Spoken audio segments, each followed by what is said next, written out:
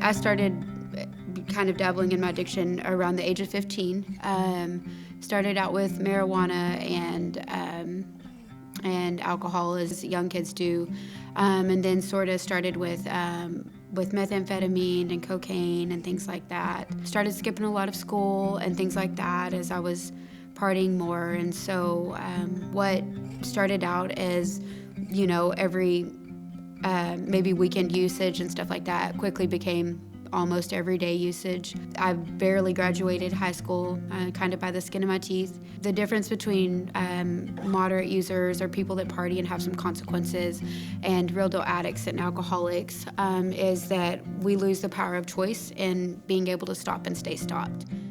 Tried to do probation at one point in time and just was unable to do that successfully because I couldn't stop using. I ended up pregnant, and with my kid's father was trying to get away from the people that we knew and using and things like that. So we moved to Denison with his family, and we're able to get clean for a little bit.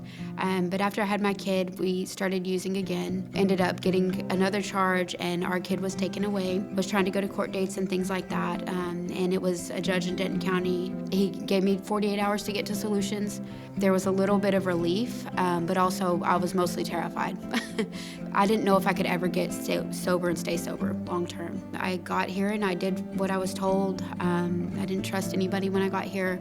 I didn't understand anything that they were talking about, really. But over the short period of time, my life began to get a little bit better. Started to put some weight on, started to get a little bit more clear-headed, and things just sort of started falling into place. And I looked up, and before I knew it, it had been a month, and I hadn't been high, and I was meeting expectations and able to get a job and hold things down that I hadn't done in a long time.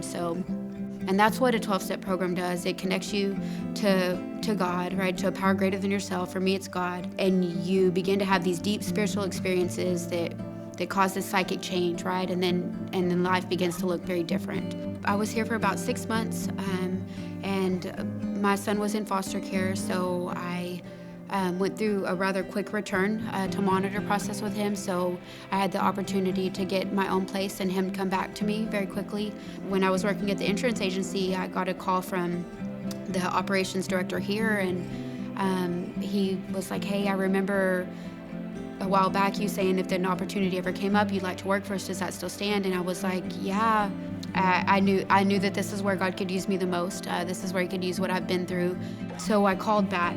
And I told him I would take the job. Not that God needs anything from me, but like I took this step of faith and going where He could use me the most to help other people. It's just one of the ways that God's done for me what I couldn't do for myself in my recovery.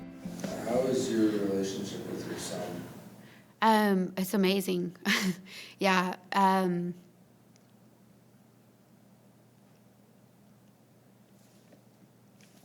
It's amazing.